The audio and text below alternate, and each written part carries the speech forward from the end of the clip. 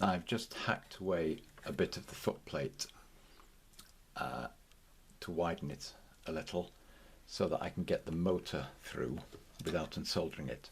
So that's the bit that goes below the footplate with the pickup wires, and this is the motor which is screwed on above the footplate, and the switch which is screwed onto the footplate. This was too wide to go through the hole without further disassembly, so I've done that. We now have a rolling chassis.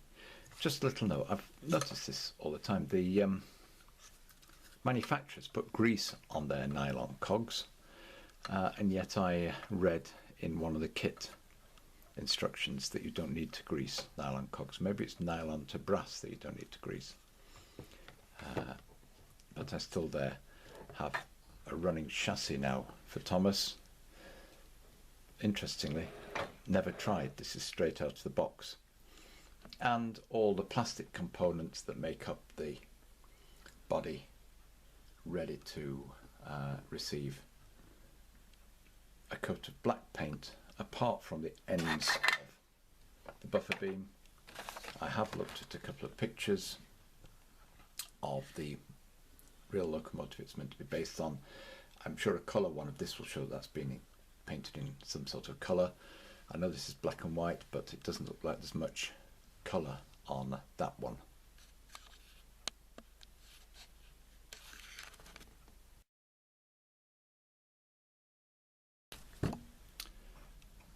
Right, well, Thomas's distinctive splashes removed.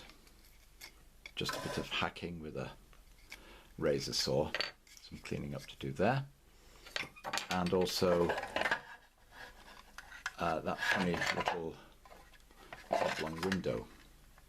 Now the opening by the door seems a bit long, and so perhaps moving that forward to there, gluing it and filling it into position, would create something of about the right aspect ratio, although it's not got curved corners, so I'd have to think about how I give it some curved corners, and then that might be more like it. I've decided to take about that much out of the dome, so I'm going to cut that off, and then the dome's right height, then cut this off the body and glue the dome back on. I know I can get a replacement dome to fit over that, but it will relieve some of the prominence of the dome. I've now got a lot of cutting and filling plastic card. For the ex-Thomas's front face, I've got a dished end. It's come out of a can. Do be careful if you are going to take these. Don't do it unless you really know what you're doing. But that's about the right size to make a door. Could even be hinged, you know, with the brass and a couple of hinges and the brass strap across. Don't know if we'll get to that.